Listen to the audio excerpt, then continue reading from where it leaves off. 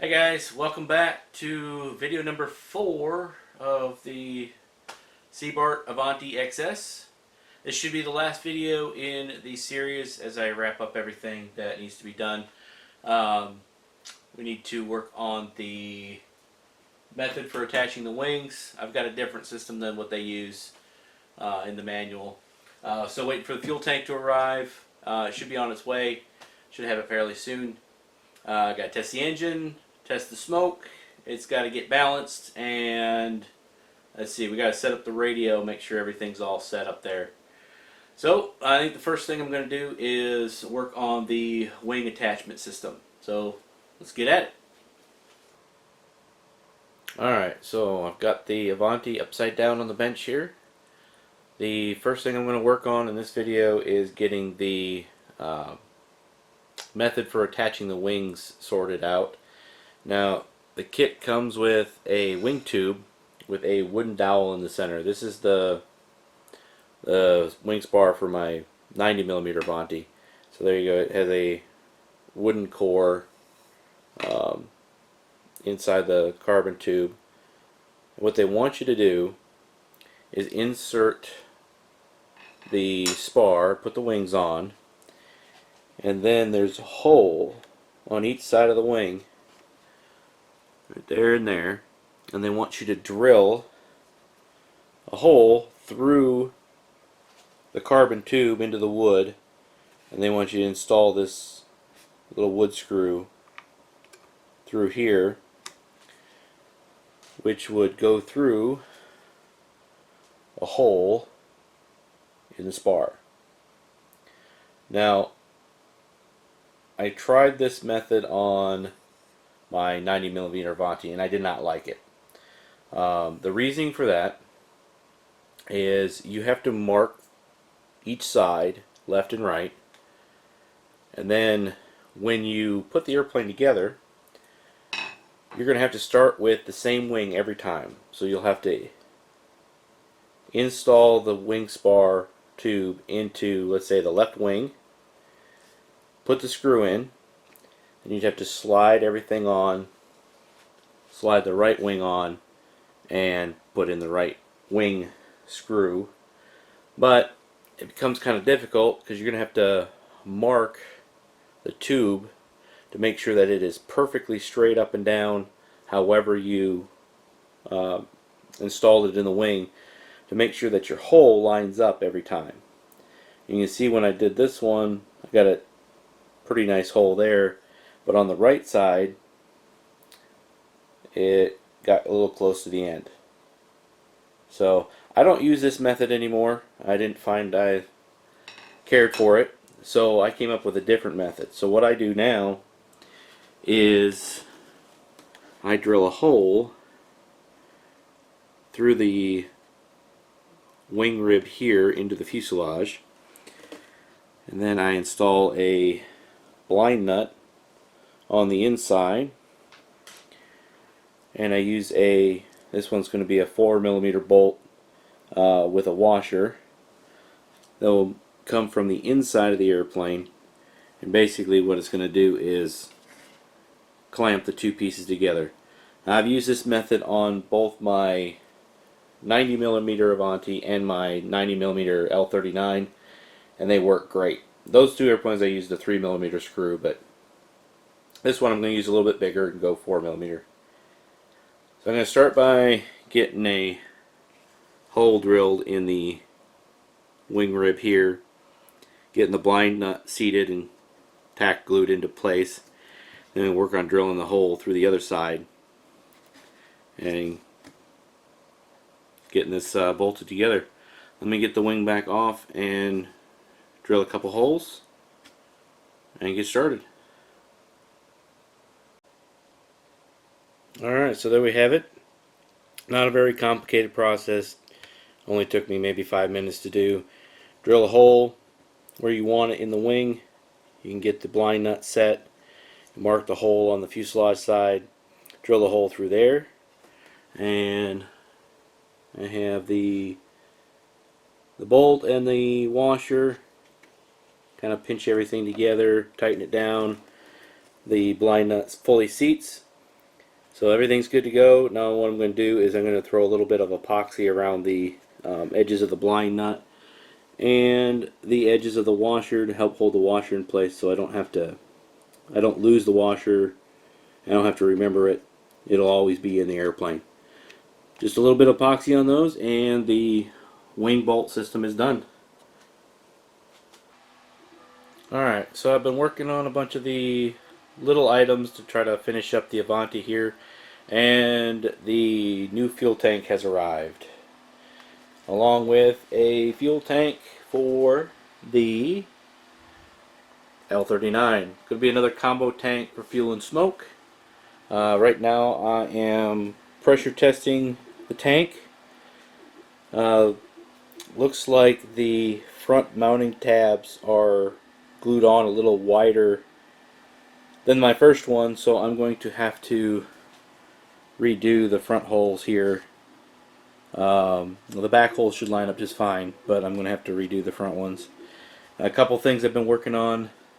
I've got the receivers mounted up front. We've got the airspeed telemetry sensor put in. All the antennas are run. One forward, one back, one straight up and down, and one across the front there. 3D printed some battery holders. So this one is going to be the 2 receiver packs, and the one on this side is the turbine pack. Gluing on right now. This one's a little farther forward so that I can get the batteries to connect without putting extensions on. The turbine battery, I moved that one back a little bit farther back, kind of help with the CG. I'll go over the CG once we get everything put in, but right now it looks like the airplane's probably going to be a slightly nose heavy, which definitely is not a bad thing, but the recommended CG is pretty far aft on this thing. But I'll go over that once we get everything put in. But finish pressure checking the tank, and then I can modify the tabs and get the tank installed and finish the fuel system. Almost there, getting close. Alright, fuel tank held pressure fantastic, no leaking between the two sides. So fuel tank is now installed. We've got all the plumbing wires hooked up. So we've got the feed line from the tank to the UAT. We've got the feed line from the smoke running down into the smoke pump. Couldn't quite decide how I wanted to do my filling system. So what I did right now, and I can change it later if I want to, is I've got the smoke fill on the right side of the airplane, and it's got a fuel dot inside and a little 6mm keeper help hold it up in place. And then on the fuel side I did the same thing, only it runs right up here. So I can easily unclip these, pull them outside the airplane, so I'm not fueling directly over the center of the airplane. But the inside is done. All I've got left to do is program the gyro and fire up the engine, see how it works. So I'm going to get the gyro programmed. I'm going to run the engine, and then I'll go over the programming stuff that I've set up specifically for this airplane. Alright, so we're outside. We're between the rain right now in here in Georgia. I've got the Avanti outside. I got my radio, fire extinguisher.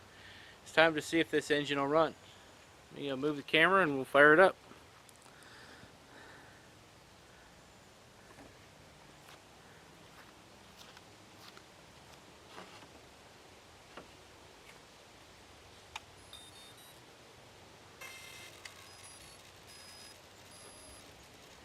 One thing we're going to do is we're going to start the engine and let it stabilize at idle. We'll go slowly to full throttle, let it sit there for a while, pull it back to idle. We'll check the temperature on the back end of the airplane, make sure everything is good, and we'll shut it down. I'll put some smoke in it, and we'll test out the smoke system. Here we go.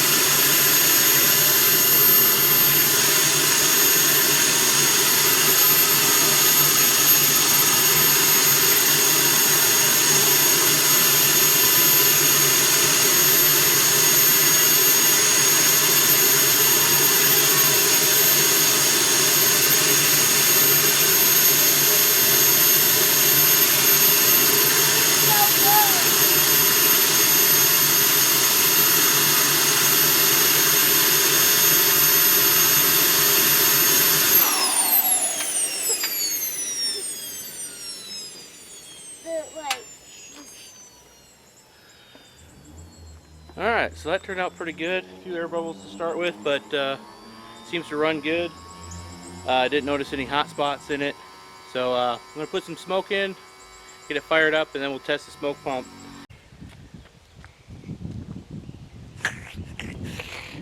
And that, my friends, is my crazy son, Hunter. He's out here watching me play with the airplane. He's really interested in watching for the smoke. So just a little bit longer, we'll have it cooled off. We'll get some smoke in there.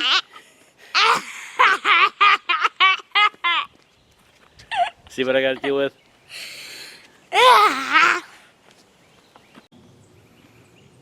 Alright, we got smoke fluid in the airplane. I'm going to start the airplane up. Run it up to about third to half throttle. Kind of just test out the smoke system, make sure it works. I got my smoke on a slider on the back here. That way I can vary the pump output, get the smoke the way I like it. And after a few flights, when I fly it with smoke on it, I'll create a throttle curve that will change the smoke output based on the throttle, so I'm not dumping too much smoke at idle or not enough when I'm at a higher power setting. So let's fire it up and test the smoke.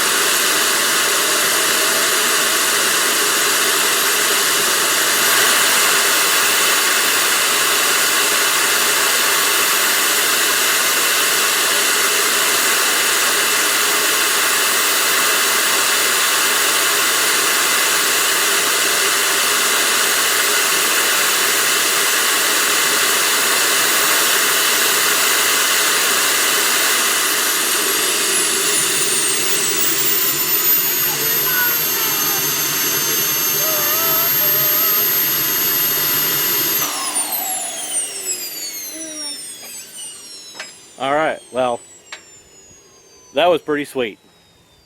This is going to be so much fun to see the smoke in the air.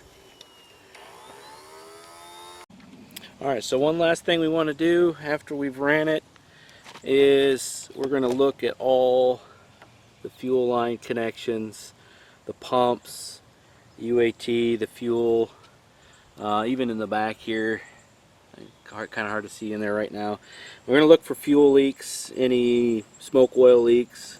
Don't see anything. It's been sitting here for about 5-10 minutes, so everything looks to be pretty good. Don't seem to have any leaks, so I think we're good to wrap this airplane up. Alright, so during the engine run, I did notice a little bit of a problem. I never have experienced it before, but I've heard a lot of other people have. I'm going to put the video up on the screen so you can see what's going on here. So during the engine run, at certain power settings, if you look very closely, mainly at the rudder, you'll see every once in a while the rudder will start twitching. Now, apparently that is a problem with the sound from the turbine resonating through the airframe and affecting the gyro. I've seen more Cortexes affected by this than anything else, but supposedly it can happen to many gyros. But I don't know why it only seems to ever affect the rudder, but this one happens to do that. So the way around that is you build a little box to put over the top of the Cortex. I didn't have what they call a hush box, so I made my own. It was just a temporary solution while I wait for my actual hush box I ordered from I think it was Aero Panda to show up. What I did was I took 1/4 inch foam rubber, cut it to form a box to fit around the gyro, cut a slit in it, passed the all the wires I needed through the slit, and right now it's not glued down or anything. It's pretty much kind of like a snug fit over the top of the Cortex. That solved all my problems. So all the twitching on the back went away. This is going to allow me to maiden the airplane, and when my new hush boxes show up, I'll put the real one in, make it look a lot better inside. So yeah, so that's one of the last steps that I noticed that was an issue during the engine run. That's been taken care of, and now we can move on to the looking over the rest of the airplane and making sure all the programming is done. Alright, so I got the Avanti on my balancing jig here. I just want to check out some of the numbers for the Zyko balancer here. I got mains to front at 646 millimeters. The distance, the correction point doesn't really matter. The distance from the mains to the CG, this airplane, it's only 22 millimeters, which is pretty close to the mains. I found that it's actually pretty much right at the front of the wheels. So it's very close to the center axle. That's balancing it 230 millimeters back from the leading edge. Pretty much puts it right over the mains. Now, look at the weight.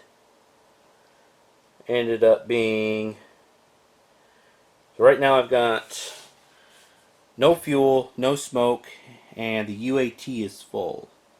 And we got right pretty much at 18 pounds. Showing about 1.2 pounds on the nose. That puts the CG, why it does that. Anyway, I had it listed earlier.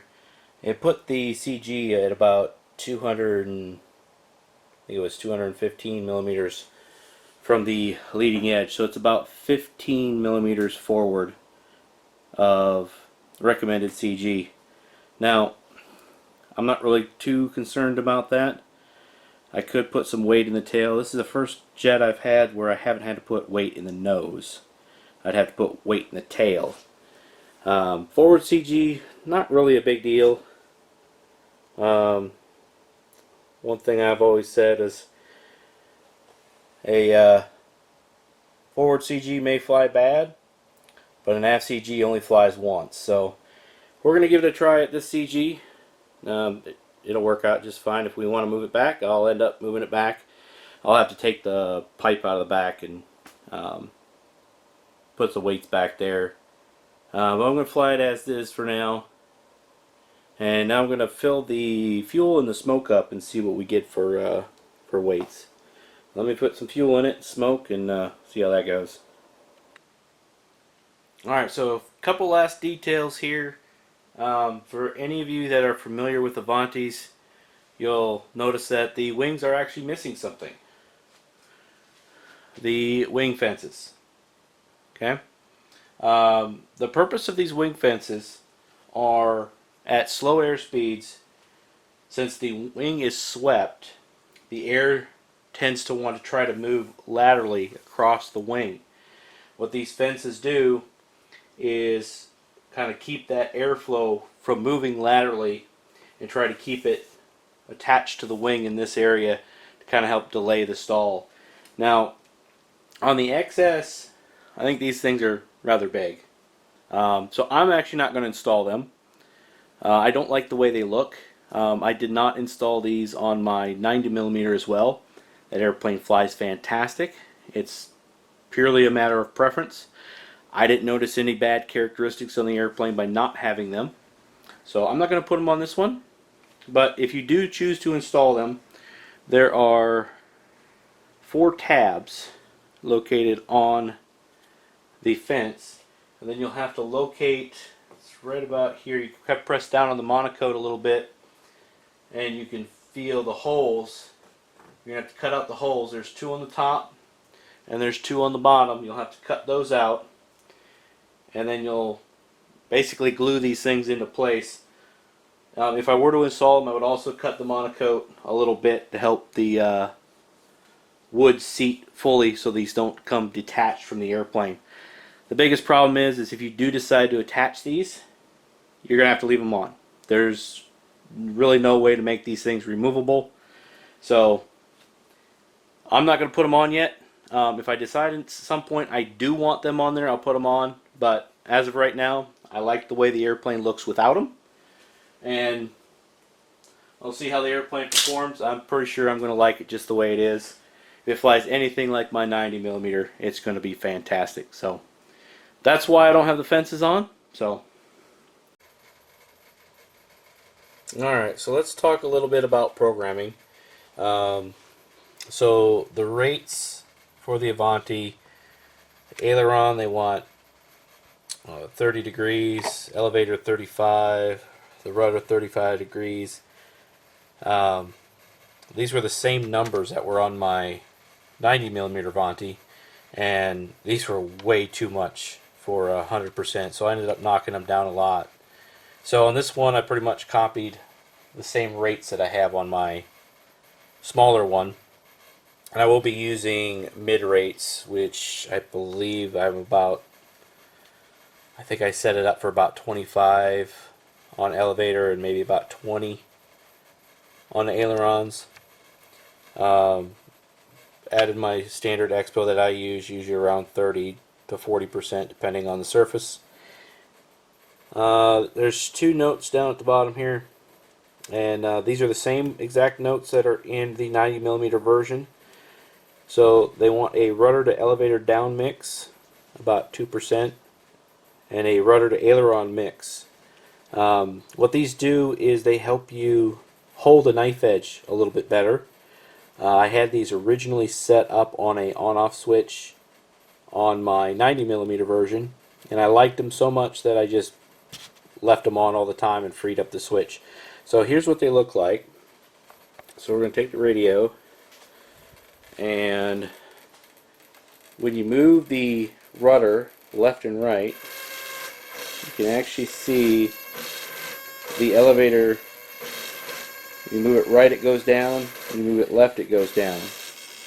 That's just because the rudder is, when you're in a knife edge, it's going to want to roll the airplane a little bit. So they have that in there along with the ailerons. I don't know if you can see them, but the ailerons, when you move left rudder, it puts a right roll in. And when you move the ailerons or the rudder to the right, it puts a left roll in. Again, that's to counteract the tendency for the rudder to try to turn the airplane on a knife edge. It seems to work very well. In the Futaba radio, it is in the rudder to aileron mix. That's the wrong one. So this one, I ended up with about -12. Futaba is a little different, so kind of you have to almost double these to equal what you need to on here, because it's almost like there's double points between, since they go 0 to positive, 0 to negative. I found I've had to double everything on this particular radio. So there's that one, and then rudder to elevator is the other one. So again, I got 6 on that one. Those are pretty much copied from my 90mm, so those are those mixes. And one of my most important mixes that I do kind of relates to how a full-scale jet works as well. So I have the nose gear set up on a separate channel, and I do this on every airplane I have that I can actually set up the nose gear on a separate channel. So obviously the rudder stick moves the nose gear left and right. It is hooked to the Cortex as well, so I can get stabilization for the takeoff. I have a switch. I use, let's see, that's the SE switch. So when I'm taxiing out, I leave the switch all the way down, and that gives me the maximum amount of steering. So just like a full-scale jet, like an airliner, where you use the tiller to taxi, the tillers on large airplanes give you about 70 to 80 degrees of nose wheel steering travel. So this one's probably about 65 degrees or so, but that's way too much for takeoff. Now in a full-scale airplane, you don't use the tiller to control yourself down the runway, you use the pedals. Now the pedals would only give you a maximum deflection of about 8 degrees. So what I do is before takeoff, I'll flip my switch up, and that's essentially a dual rate on the nose wheel only. So that cuts my travel down. I think I have this one set at about 40%. So that's probably about 15 degrees, maybe 20 left and right. And also I can run expo on that. And also, that does not affect the travel of the rudder. So I could turn the nose wheel steering down without affecting the rudder. The other aspect of this is most jets, when you retract the landing gear, it automatically centers the nose gear before it retracts. Now I'm going to turn this to high just so you can see it. I have the landing gear system turned off, so the gear's not actually going to go up. But what I'm going to do is I will hold the rudder over so we get full deflection on the nose gear, and then when I select gear up, it actually straightens out the nose gear. So that when the nose gear retracts, it goes up straight, and also it does not move in flight while it's inside the landing gear well, so it doesn't hit any of the sides or anything. It was very crucial on the 339. The wheel well was kind of narrow, so I had to make sure that that was turned off when it retracted. So now if I hold the rudder over again and extend the landing gear, the nose wheel will become active again. So yeah, I do that on pretty much every single one of my airplanes. Exactly the way it works pretty much on a full-scale airplane. So should work for RC as well. Works very well for me. Makes the takeoffs a lot more controllable to have that reduced nose wheel steering rate. That's kind of my big points on the programming. Again, everything else is pretty much up to you, your preferences and everything like that.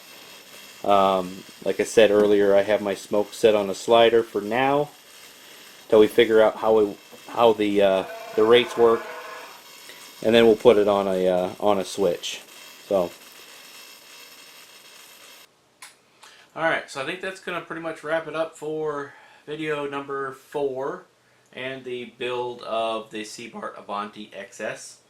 I just want to go over a little bit on the CG again. The book recommends 230 millimeters, which puts it almost right over the landing gear. I could not achieve that with my setup, and with a empty tank and a full UAT, I'm sitting about 10 millimeters in front of that, 10 to 15 or so.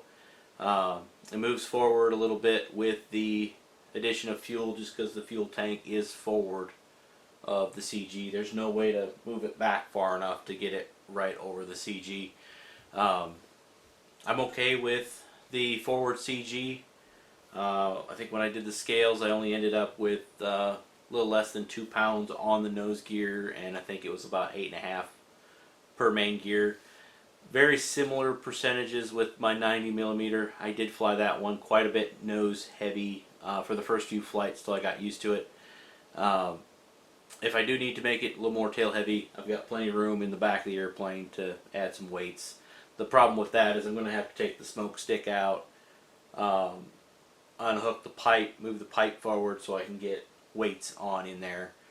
The weights ended up being an empty airplane, so absolutely nothing in it, but a full UAT was 18 pounds.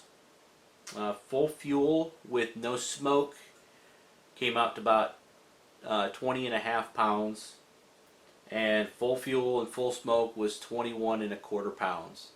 So a little bit lighter than my Hangar 9 339. That one ended up being about 27.5 fully loaded, so a little bit lighter, should perform a little bit better. With regards to the CG, that 230 is the aft most recommended spot. Now this is a sport jet. There is a thrust vector kit, so they assume you can probably try to hover it. So that is definitely the most rearward CG that you should run. But again, forward CG is not that big of a deal. Remember, a forward CG is going to have less performance but be more stable. An aft CG will give you more maneuverability but less stability. And again, as I said earlier, a nose heavy airplane may fly like crap, but a tail heavy airplane only flies once. and I got another video on my channel of my Freewing Starfighter that ended up in the ground because of a slightly tail heavy CG. So yeah, so we're going to maiden it on that CG location, see how that works out. If I need to move it back, I'll move it back. Everything seems to be working good. Now it's time to just get it out to the field once this rain stops and get the maiden flight on it. So this wraps up the build of the Avanti. Hope it helped somebody out there, and next video will be of it actually flying. So get it out to the field and we'll get it flown. Thanks for watching, and we'll see you on the next build.